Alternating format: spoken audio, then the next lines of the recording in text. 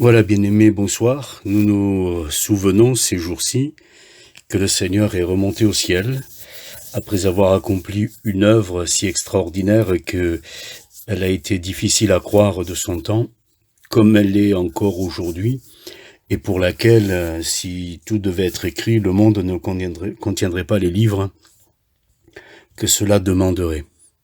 Je voudrais ce soir, dans la méditation, partager avec vous ma lecture de ce matin. Cela concerne le livre de Job.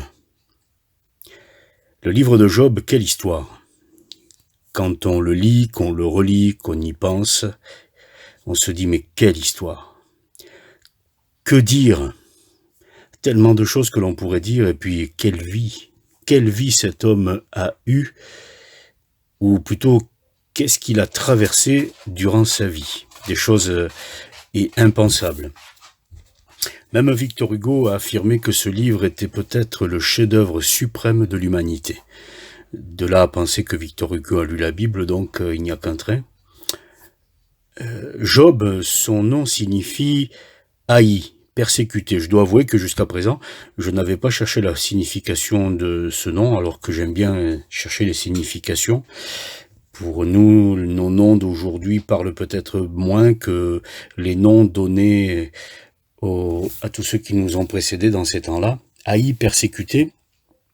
On peut même se demander si ce n'est pas la partie de sa vie d'avant, puisqu'on connaît la partie de sa vie d'après, ces situations jusqu'à la fin, mais on ne sait pas avant.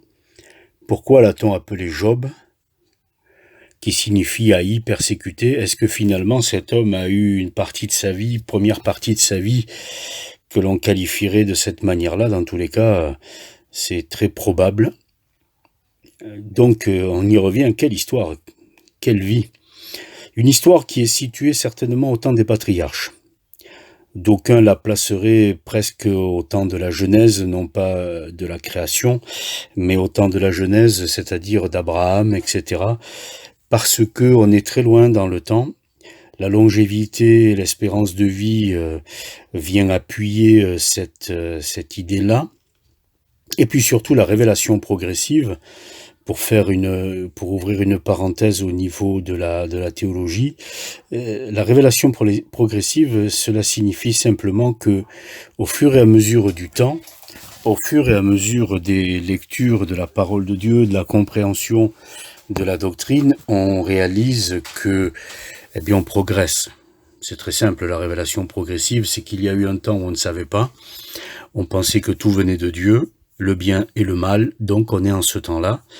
Et puis progressivement, Dieu se révèle au travers de sa parole, au travers de ses serviteurs, au travers de la révélation de l'Esprit Saint, et nous arrivons, in fine, à comprendre que le mal ne vient pas de Dieu, la tentation ne vient pas de Dieu, que le diable est un être créé qui a été vaincu, etc. Mais là, on ne le sait pas tout ça. Au temps de Job, si on pouvait se placer à côté de Job, j'ose même pas dire se mettre à sa place, on serait dans la même situation que lui, c'est-à-dire on sait pas du tout ça. Et on pense que le bien et le mal viennent de Dieu, d'ailleurs, c'est ce qu'il dira. Ce livre, ou plutôt cette vie, cette histoire vraie, c'est le summum de la souffrance, mais pas n'importe quelle souffrance. La souffrance injuste et incompréhensible. Déjà, souffrir, c'est pas évident, loin de là. Quand on souffre des suites d'un accident, de la route, parce qu'on a commis des erreurs de conduite, etc., on le comprend, on n'est pas d'accord, mais on n'a qu'à s'en prendre à soi-même. Là où ça devient plus difficile, c'est quand on est victime d'un accident à cause de quelqu'un qui, lui, a commis des erreurs. Là, on est non pas dans la souffrance, mais maintenant on est dans la souffrance injuste. Mais Job, lui, il est dans la souffrance injuste et incompréhensible. C'est-à-dire, on peut la rattacher à rien du tout. Celui qui souffre injustement peut quand même rattacher sa souffrance à une origine, un accident ou un problème qui est apparu. Mais Job, lui, ça lui tombe dessus comme la montagne qui s'écroulerait, et on ne sait pas pourquoi, sauf que Dieu nous permet de connaître la partie dans le ciel des choses telles qu'elles se passent et se déroulent, mais sur la terre, personne ne comprend ce qui arrive à Job. Job est un homme comme les autres, qui aurait pu passer inaperçu, même s'il était riche. Il y en a eu d'autres, de riches dans l'humanité, dont on ne se rappelle pas forcément. Ce qui fait qu'aujourd'hui on connaît Job, ce ne sont pas ses richesses, ce sont les malheurs qui lui sont arrivés, mais surtout la manière dont il a réagi. Et ça, c'est à méditer, c'est à lire, c'est à réfléchir, c'est à se poser des questions, mais c'est quelque chose qui nous interpelle tous. C'est un homme sur lequel Dieu porte ses regards. C'est ce qu'on réalise, dès le départ. As-tu vu mon serviteur Job ? Donc avant de le dire à Satan, Dieu porte ses regards sur Job, comme Dieu porte ses regards sur nos vies aujourd'hui. Ce n'est pas pour dire qu'il va nous arriver des malheurs, mais c'est simplement pour souligner le fait que, comme pour Job, Dieu porte ses regards sur chacune et chacun d'entre nous. Et puis c'est un homme que Dieu peut utiliser, et là, on arrive dans un domaine qui est difficile. C'est un homme que Dieu peut utiliser pour vaincre Satan, parce qu'en hébreu cela se dit Shatan, en deux mots, qui signifie adversaire, sur son propre terrain. Celui de la souffrance, celui du mal, celui du malheur, parce que c'est lui qui le provoque. Et bien sur ce terrain où il provoque le mal, la souffrance et le malheur de manière injuste et incompréhensible, qui fait normalement réagir tout le monde de la même manière, Dieu va utiliser son serviteur, qui n'en sait pas plus que les autres, pour vaincre le Satan sur son propre terrain. Alors acceptons d'avance que cela nous dépasse, parce que si on aborde le livre de Job en pensant qu'on va tout comprendre, tout accepter et tout saisir, c'est un peu présomptueux. Donc acceptons d'avance que cela nous dépasse, et aussi que cela nous fasse se poser des questions. Parce que si quelqu'un lit le livre de Job sans se poser des questions, il y a un problème. Le livre de Job nous contraint à nous poser des questions. Et le livre de Job, ou plutôt la vie de Job, l'histoire de Job telle que nous la connaissons au travers de ce livre qui la retrace, c'est l'histoire de toute la souffrance humaine qui touche une personne. C'est-à-dire, il perd ses enfants, tous ses enfants. Comment peut-on qualifier la situation de quelqu'un qui perd tous ses enfants en un seul accident? Dans la même journée, au rythme de l'annonce des malheurs qui viennent de lui arriver, il perd tous ses biens. D'aucuns diront, les biens matériels, c'est pas si important que ça. Mais là, on est avec la succession, l'enchaînement des choses. Il perd tous ses serviteurs, qui certainement étaient attachés à lui et lui aussi, qui sont pour certains nés dans sa maison. Il perd le soutien de son épouse. Il perd la santé. Et puis au moment où on aurait besoin d'avoir un ami ou deux, il n'y en a même pas. Plus le silence de Dieu.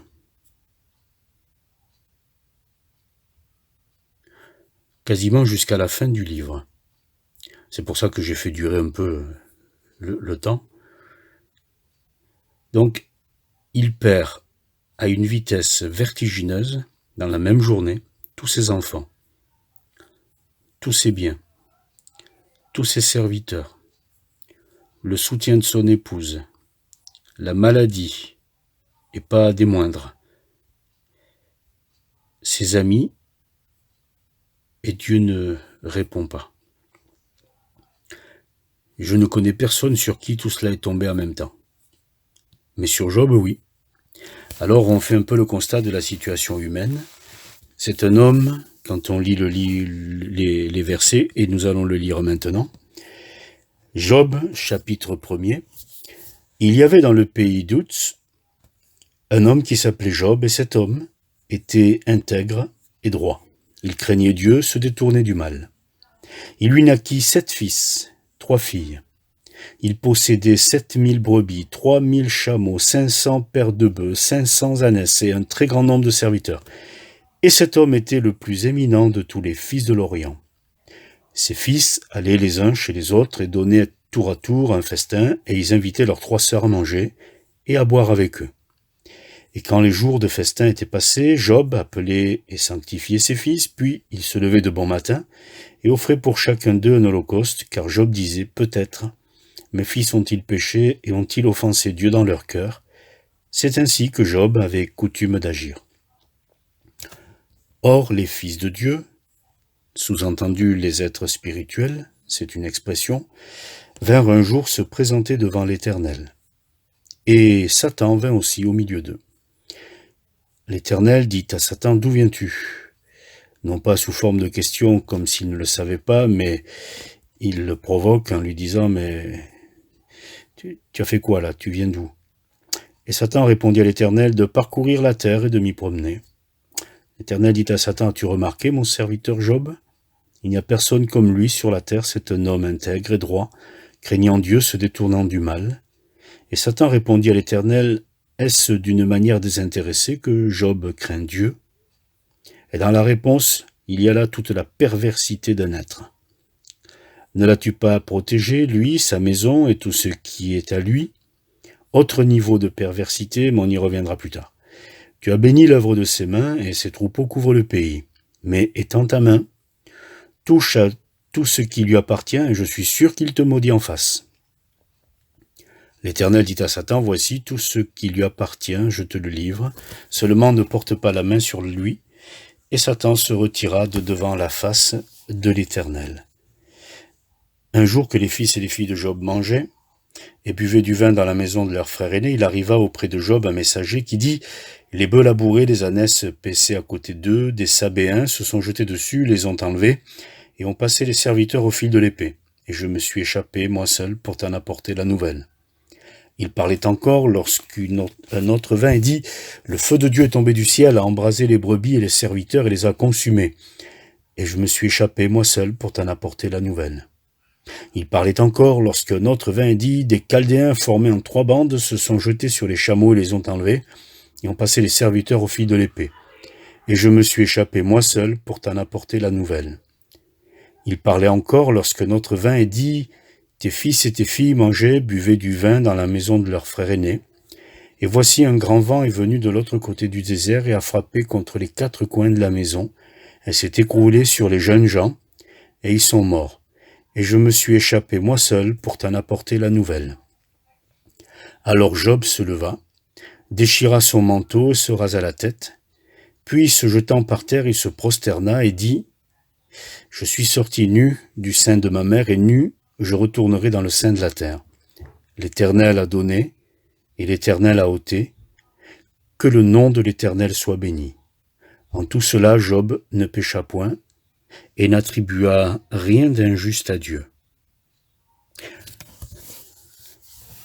Un homme intègre et droit, craignant Dieu, se préservant du mal. Rien à dire. À la limite, il est remarquable dans le sens où il n'est pas comme les autres, mais il ne revendique pas de différence majeure. Son seul souci, c'est le bien-être de ses enfants. Il a des fils et des filles qu'il aime. Il est conscient aussi du péché qu'il pourrait commettre et du pardon que cela appelle.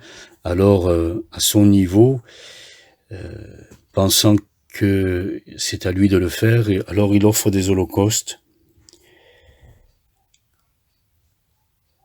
Voilà, un holocauste, peut-être mes fils ont-ils péché? On sait très bien que la responsabilité de chacun incombe à la personne concernée, que ce n'est pas le père qui porte l'iniquité du fils, ni le fils l'iniquité du père, et que ce n'est pas à nous qui devons faire quelque chose pour le pardon de quelqu'un d'autre.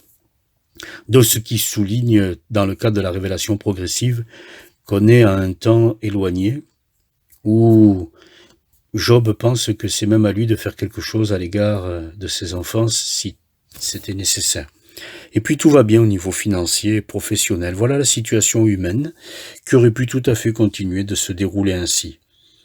Seulement, ce qui se passe sur la terre ne nous permet pas de savoir ce qui se passe dans le ciel. Et ça, c'est constant. En ce temps-là, comme aujourd'hui, nous savons ce qui se passe sur la terre, dans tous les sens, dans le bien, dans le mal, mais nous ne savons pas ce qui se passe dans le ciel. Il y a des choses qui se passent dans le ciel. Ce n'est pas toujours si évident que ça de rester dans le ciel, quand dans le ciel, à ce moment-là, il y a des créatures spirituelles qui ont chuté, qui ont désobéi, qui se sont rebellées contre Dieu. Les créatures spirituelles ont donc la possibilité de se présenter devant Dieu. Et à ce moment-là, toujours révélation progressive, Satan aussi. On sait que plus tard, ce ne sera plus le cas, mais à ce moment-là, oui. C'est pour ça que ça nous fait poser des questions. Le livre de Job, on est déjà dans le premier chapitre, mais rien que là, c'est le foisonnement certainement de réflexions et de questions qui sont importantes et pour lesquelles on ne trouve pas facilement de réponses si on trouve les réponses. Et puis s'engage une discussion dans le ciel. Dieu fait remarquer à celui qui est le mal l'intégrité de son serviteur. Dieu sait ce qu'il fait.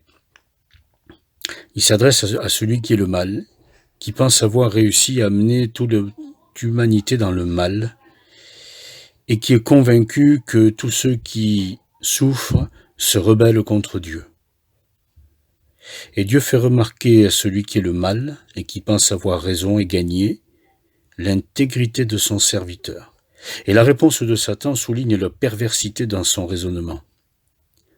Et Dieu veut le faire taire. Dieu veut faire taire celui qui est le mal avec un raisonnement totalement pervers à partir d'un de ses simples serviteurs pour le vaincre sur son propre terrain et remarquer que lorsque le Seigneur viendra, il ira finir le travail dans ce sens où il ira vaincre le diable sur son propre terrain. Et à partir de la croix, ce sera terminé. Il ne pourra plus du tout se présenter devant Dieu pour accuser les hommes, puisque l'accusateur des frères a été totalement débouté. Mais à ce moment-là, on est beaucoup plus loin dans la révélation progressive. On est beaucoup plus loin dans la venue, dans l'annonce du Messie. Là, on est au temps de Job. Job est loin de penser à tout ça et de savoir tout ça. Et il va y avoir la permission de Dieu. C'est vrai que Dieu permet au monde de tourner sans lui.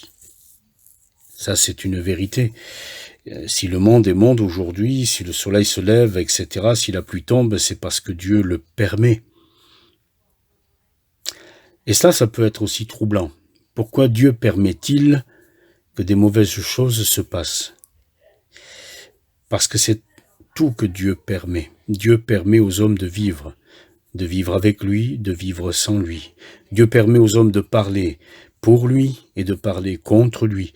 Dieu permet aux hommes de se convertir, de se repentir.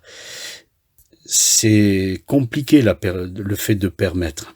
Quand vous permettez à quelqu'un d'être libre, il y a un risque, c'est que la liberté, il la gère très mal, en tout cas pendant un temps. Et on souhaite que, à un moment donné, chacun se ressaisisse. Et donc on revient sur la terre, un jour tout bascule. Et Job perd absolument tout, mais alors tout. Et puis cela s'enchaîne à une vitesse folle. D'aucuns en auraient perdu la raison. Et Job n'en est certainement pas très loin. Alors Job, qui s'appelle persécuté, haï, se leva. Et il déchira tout. Tout ce qui est sur lui, il le déchire. Ses vêtements, il les déchire. Il se rase la tête. Et puis il se jette par terre. Il se jette par terre pour se prosterner. Et là, nous sommes les uns et les autres, je pense, comme on dit, scotchés, de voir la réaction d'un homme qui aurait pu être autre que ce qu'elle est. Néanmoins, elle est comme cela. Il se lève, il déchire tout, il se jette par terre, il se prosterne, et il déclare dans un premier temps la fragilité de sa vie. Je ne suis rien. Je ne mérite rien. Je suis venu nu dans le monde, et nu, je repartirai, je retournerai dans le sein de la terre. Et puis il déclare qu'il a reçu de Dieu le bien, l'Éternel a donné, et l'Éternel a ôté. D'une certaine manière, il accepte d'avoir reçu le bien, il accepte de le perdre. Et ça, c'est difficile, parce que nous acceptons sans problème de recevoir, mais on accepte très difficilement de perdre. Et pourtant, finalement, qu'est-ce que nous avons? Qu'as-tu que tu n'aies reçu? Si j'ai la santé, c'est parce que je l'ai reçue. D'autres à côté sont dans des fauteuils roulants et parfois dès leur naissance. Si j'ai de l'intelligence, je ne l'ai pas acquise en mangeant un fruit qui serait rempli d'intelligence. Je l'ai. D'une certaine manière, je l'ai reçu. Alors, nous acceptons sans difficulté les bonnes choses qu'on reçoit, évidemment. Et qu'en est-il si nous devions les perdre? Parfois, on a vu des professionnels du sport de haut niveau, suite à un accident, voir leur vie s'effondrer et perdre la santé qui était la leur, etc. Certains ne s'en remettent pas et d'autres se ressaisissent. Job dit, j'ai accepté de recevoir, l'Éternel a donné. J'accepte aussi de perdre, l'Éternel a ôté. Parce que dans le cas de la révélation progressive, pour lui, en plus, tout vient de Dieu. Alors imaginez, pour nous, nous savons que le mal ne vient pas de Dieu, quoique quand le mal vient frapper à la porte, cette idée-là est tenace et revient un petit peu à la surface. Soit on rend Dieu directement responsable, soit indirectement, puisqu'il a laissé faire. Dans tous les cas, il n'y échappe pas. Mais pour Job, c'est plus compliqué. Il pense que tout vient de Dieu, et il accepte. Là, c'est inimaginable. Et il dit, lorsque les choses en arrivent là, que le nom de l'Éternel soit béni. C'est-à-dire que dans sa bouche, Job ne dit rien de mal à l'égard de Dieu. Il rejette sa vie, d'ailleurs plus loin il le déclarera, si j'avais pu ne pas naître, finalement ça aurait été une très bonne chose. Et en tout cela, Job ne pécha point et n'attribua rien d'injuste à Dieu. Et cette phrase-là, je pense qu'il nous faudrait la méditer, et après l'avoir méditée, il nous faudrait la vivre et la mettre en application. En tout cela, dans les choses qui lui sont arrivées, donc dans les choses qui peuvent nous arriver. Parce que nous ne sommes pas plus forts que Job, nous ne sommes pas meilleurs que Job, et nous ne méritons pas plus que lui. Donc en tout, nous sommes identiques. Eh bien en tout cela, Job ne pécha point. Est-ce que nous avons cette capacité de ne pas pécher? Dans le sens d'attribuer à Dieu ce qui ne lui revient pas? Parce que c'est précisé, Job ne pécha point et n'attribua rien d'injuste à Dieu.